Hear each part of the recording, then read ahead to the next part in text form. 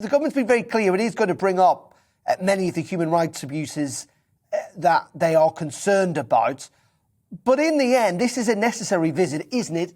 In that we are going to have to find other sources of oil if we are going to ban Russian oil by the end of this year.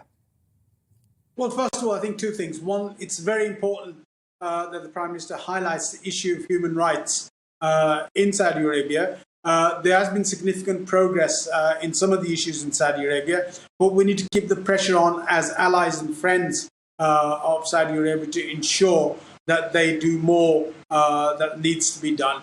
Of course, it's important to look at energy security at the moment.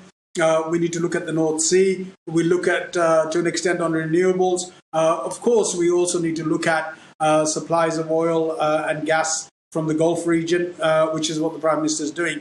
But I think one other thing that we need to look at also is our nuclear industry, and particularly the work that Rolls-Royce is doing in relation to far more smaller units which can light up cities for 1 million houses and sort of heat them as well, which is a huge advance forward. But we need to be able to look at all the energy options that are available to ensure that we don't pass on huge costs to our constituents. Indeed, that is obviously important. But in the end, and there's talk the United States may well start to reprise relations with Venezuela, potentially even Iran as well. Is it an understanding that, in the realpolitik world that we live in, that we do have to make compromises as a nation state? That's just how the world works. Well, I think we have to speak with people, but at the end of the day, the most important thing to us is that this is not done at the expense of issues of human rights and civil liberties. It is just as bad to carry on dealing with Russia because of those issues. So therefore, we should be mindful of those issues when we're dealing with other partners and new partners, that we use the influence that we have to ensure that those countries abides by the norms of society and ensuring human rights and civil liberties. If we can, to this issue of Russian oligarchs, again, Angela Rayner brought it up, but many Labour MPs did as well.